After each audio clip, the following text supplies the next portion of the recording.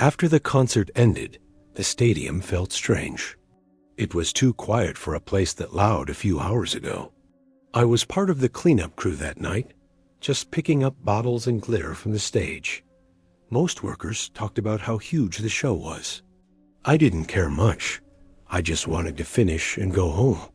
The air still smelled like perfume and smoke, but under that, something else, something metallic. When I swept near the middle of the stage, I felt a vibration under my shoes. I thought it was a speaker still running, but everything was off. I pressed my foot down, and the floor gave a small hollow sound, like there was space below it. I looked around for someone to ask, but no one cared. Everyone was tired. One guy said, "Don't touch that part. It's restricted." Then he left before I could even ask why. The word restricted made me curious. I crouched down and found a small metal hatch under some wires. It looked old, not like the rest of the stage setup.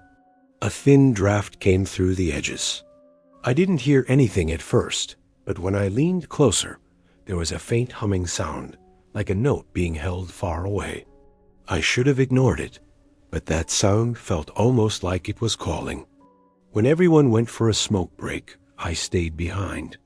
I pulled the hatch open. The air that came out was cold and smelled like wet metal. There was a ladder going down. I turned my phone flashlight on and climbed in. It was narrow, walls covered in dust and wires. The humming got louder, mixed with something else, like breathing that wasn't mine. That's when I realized the sound wasn't from the speakers at all. It was coming from something alive down there. I reached the bottom and saw a narrow hallway.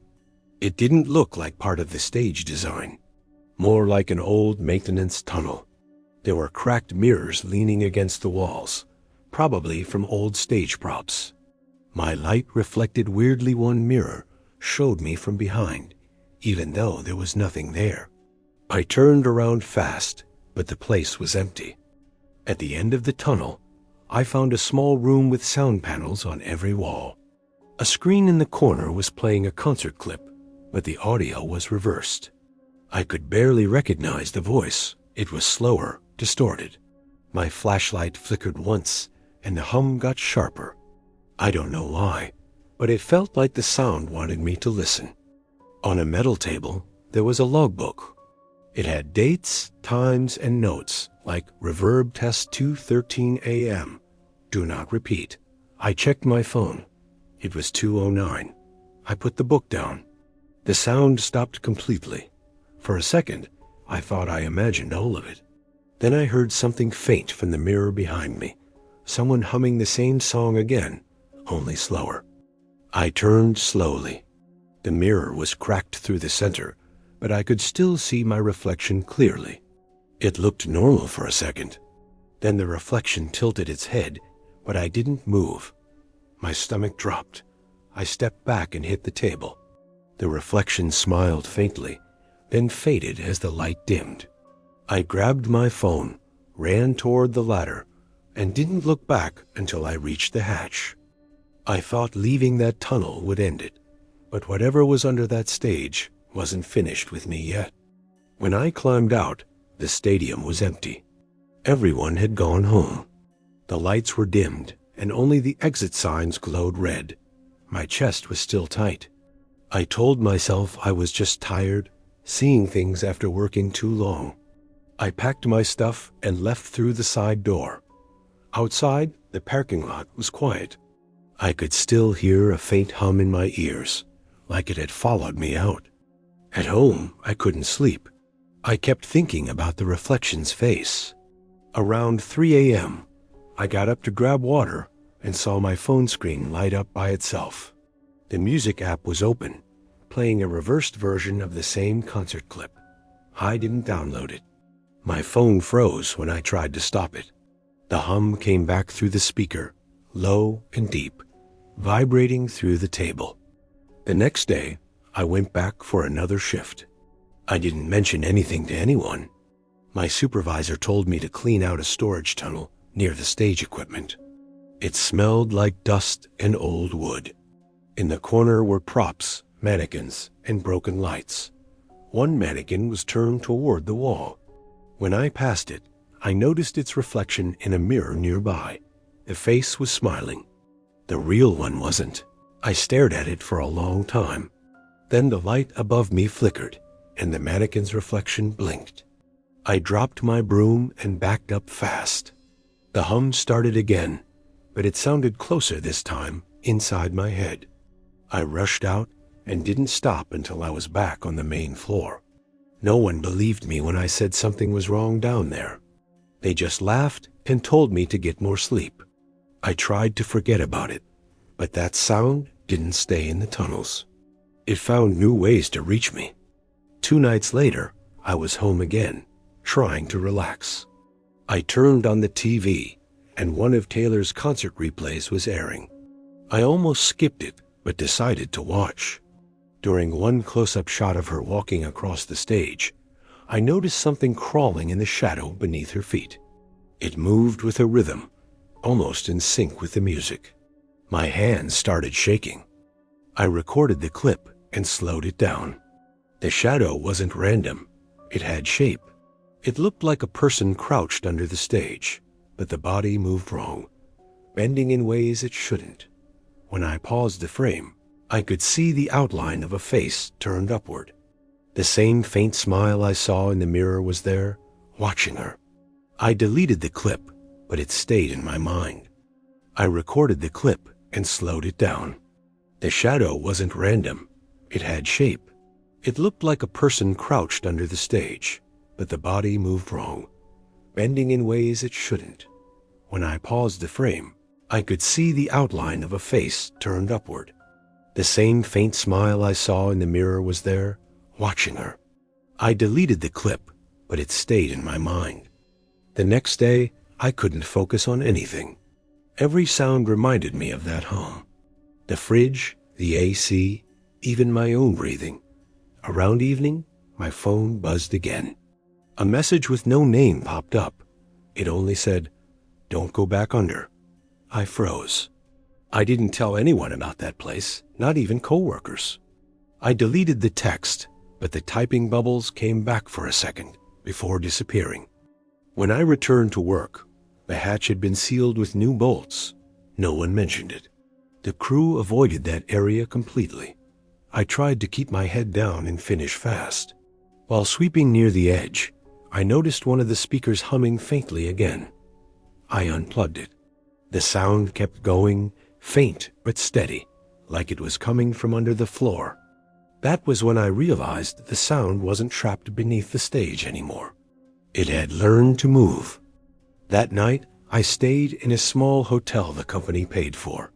The room was quiet, clean, and cold.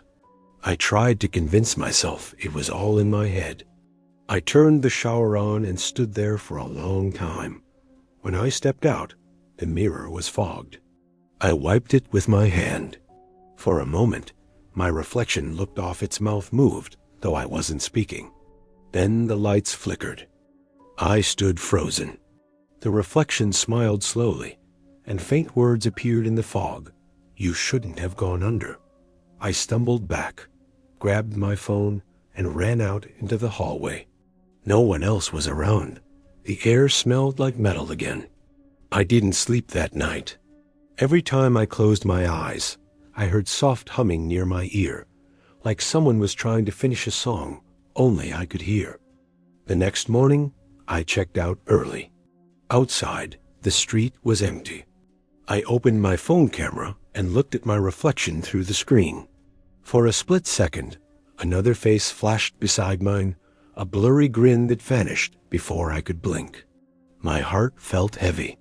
I wanted to forget everything, but it was like that sound had hooked itself to me, playing inside my chest. I tried going days without music. No headphones, no radio, no noise at all, but silence made it worse. The hum filled the quiet on its own. It came through walls, through sleep, through the space between breaths. When I finally turned the TV back on, the news was replaying concert highlights. The hum got louder. My phone battery dropped to 1% by itself. I thought the sound was chasing me, but maybe I brought it with me that night, and now it wants to go back. I decided to quit that job. I told my supervisor I wasn't feeling well. He barely looked at me and just nodded, like he'd heard that excuse before.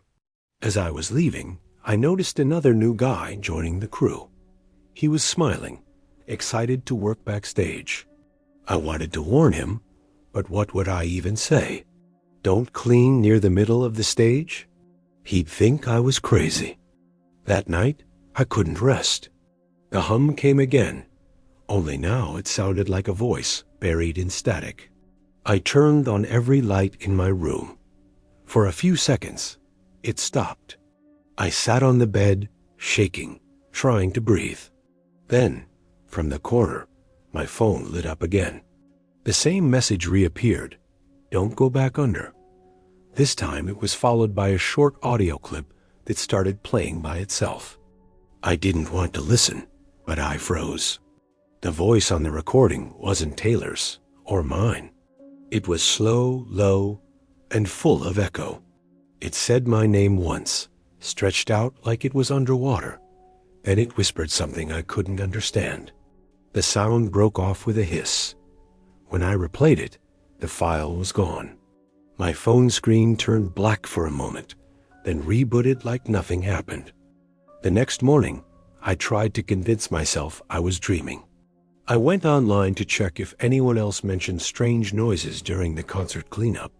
There were a few post-anonymous workers saying things like, "Don't volunteer for night shifts," or "Never stay past 2." One comment said, "Once you hear it, it stays." The account that posted it was deleted a few hours later. I thought maybe it was all paranoia, but then I found out someone from our crew never clocked out that night. The company didn't say much, just that one of the workers didn't return. His name was crossed out in the same logbook I'd seen under the stage. I remembered reading that line, "Do not stay after 2:13 a.m." He was assigned to clean near the same hatch. My hands felt cold thinking about it. The sound didn't just follow it, took whoever stayed too long. I drove back to the stadium during the day just to see it in daylight. Everything looked normal. Families taking pictures, trucks unloading. No one would ever guess what was beneath that perfect setup. I walked around to the side entrance, but security stopped me. The man looked at my old pass and said quietly, "They sealed that area. You shouldn't be here." His tone made me leave fast. That night, I replayed the concert clip again. The same moment, same song. Under the bright lights, I caught something new, a reflection flashing across the metal floor. It wasn't from the cameras. It looked like someone's face pressed against the underside of the stage, watching. I paused it frame by frame, and in one still image, I swear the eyes were looking directly at me. I tried to ignore it, but the humming followed me home. That night, I was too tired to care. I collapsed on my bed and put on earphones, hoping music would block it out. The reversed concert clip started playing on its own through my phone, even though I didn't touch it. At first, I thought it was a glitch.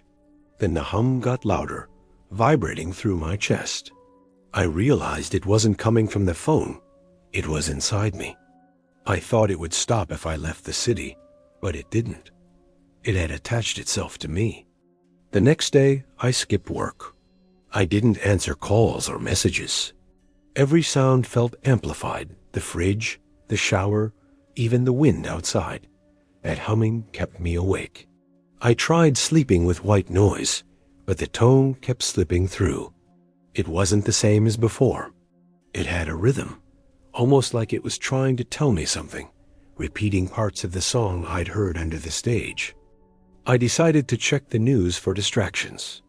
A local channel replayed concert highlights. I froze when I saw something under the stage, moving quickly, a shadow I hadn't noticed before. It matched the rhythm of the music. I paused the video and replayed it frame by frame. The shadow bent strangely, like a person folding unnaturally. Then a faint smile flashed in the darkness for a fraction of a second. I stopped watching. My hands shook. I tried to forget, but the hum returned. I couldn't tell if it was my imagination or something real. Every mirror, window, or shiny surface reflected movement that wasn't mine. I even saw faint flashes on my phone screen when it was off. I began leaving lights on at night, pacing the apartment. Nothing stopped it. It wasn't under the stage anymore. It was everywhere I went. I tried calling a friend to explain, but the words caught in my throat. "You'll think I'm crazy," I said. But when I whispered about the humming in shadows, I heard it again in the background, through the line. My friend panicked and hung up. The static stayed, and I realized the sound could travel through wires and signals, not just the air. It followed me even when I tried to escape. I thought I could hide, but it had learned how to find me. The sound was patient and smarter than I realized. I decided to record it, hoping to prove it existed. I set my phone in the living room and left. When I returned, the audio file had changed. The humming was layered with whispers I didn't recognize, saying my name and telling me not to go back. I froze, listening. The sound wasn't just from the stage anymore. It had grown, and it was waiting. I wanted to get rid of everything, delete files, uninstall apps, even throw out my phone. But every time I tried, the humming returned, louder than before, matching my heartbeat. Even sitting quietly, it whispered to me. I realized this wasn't about the stage or the concert. It had followed me, attached to me. I couldn't escape it, and I couldn't explain it. I finally decided to return to the stadium, just once, to face whatever I'd awakened. The night guard barely looked at me when I walked in. "You again?" he muttered. The place felt heavier than before, like the air itself remembered me. I went straight to the stage. The panels were replaced, polished, and spotless. But when I knelt, I heard it again, a faint hum, deep below my hands, steady and slow. The sound pulsed stronger the longer I stayed. I lifted one floor panel, and cold air rushed out, carrying a smell like wet dust and static. I called down, thinking someone might answer. For a second, I heard my own voice echo back, but slightly delayed, like it wasn't me anymore. Then silence.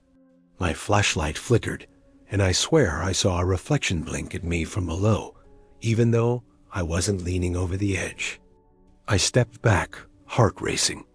I dropped the flashlight, and it rolled under the stage. The hum grew sharper, turning into faint, distant music like her song, but reversed again. Then something scraped against the floor beneath me. I turned and ran, but the sound followed, climbing up through the metal stairs, matching my footsteps exactly. When I reached the exit, the humming stopped. For a second, I thought I'd escaped it. That was 3 weeks ago. My phone still turns on by itself every night at 2:13 a.m., the same time the concert ended. It plays a short clip I never recorded. You can hear someone breathing under faint music. I tried deleting it, but it always comes back. Sometimes I hear that same hum through my walls, and my reflection doesn't blink when I do. I shouldn't have cleaned that stage. Something never left it.